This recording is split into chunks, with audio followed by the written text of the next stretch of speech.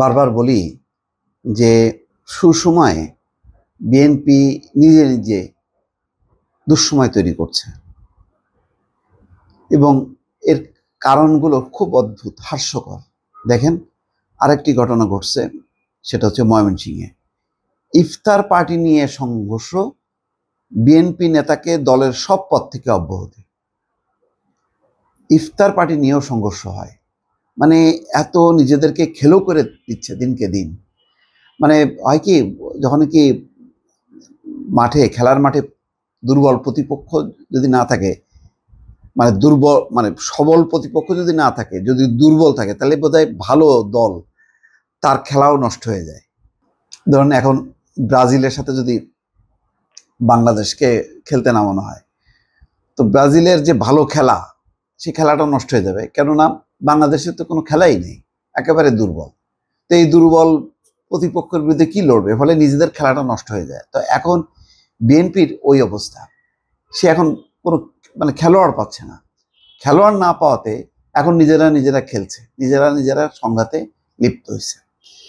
দলীয় শৃঙ্খলা ভঙ্গ, সংঘাত সৃষ্টি এবং সংগঠন বিরোধী কর্মকাণ্ডে লিপ্ত থাকার কারণে ময়মনসিংহ উত্তর জেলাধীন নান্দাইল পৌর বিএনপির আহ্বায়ক AFM আজিজুল ইসলাম পিকুলকে দলের প্রাথমিক সদস্য সহ সব পদ থেকে অব্যাহতি দেওয়া হয়েছে। বুধবার বিএনপির সিনিয়র যুগ্ম মহাসচিব রুহুল কবির রিজভী স্বাক্ষরিত এক প্রেস বিজ্ঞপ্তিতে এই তথ্য জানানো হয়। এতে আরো বলা হয়, অব্যাহতিপ্রাপ্ত AFM আজিজুল ইসলাম পিকুলের স্থলে নান্দাইল পৌর বিএনপির যুগ্ম আহ্বায়ক নজরুল ইসলাম ফকিরকে ভারপ্রাপ্ত আহ্বায়ক হিসেবে দায়িত্ব প্রদান করা হয়েছে। কি কারণে? দেখেন, এই যে সিদ্ধান্ত নিতে হয়েছে, কি কারণে? অদ্ভুত সব কারণ। ময়মনসিংহের নান্দাইলে একই স্থানে ইফতার পার্টির আয়োজনকে কেন্দ্র করে বিএনপির দুই পক্ষের মধ্যে সংঘর্ষ হয়। এই সময় সংঘর্ষ এবং ককটেল বিস্ফোরণে উভয় পক্ষের 10 জন আহত হয়েছেন। আপনি বলেন, ইফতার পার্টি এরকম একটা রোজার মাসে ককটেল ফাটাইতে হবে? হ্যাঁ, কার বিরুদ্ধে ফাটাচ্ছে? নিজেদেরই আরেক গ্রুপের বিরুদ্ধে। কত বড় দুঃখজনক খবর এটা। বুধবার বিকেল 5টার দিকে নান্দাইলের শহীদ স্মৃতি আদর্শ কলেজ মাঠ প্রাঙ্গণে এই সংঘর্ষ হয়।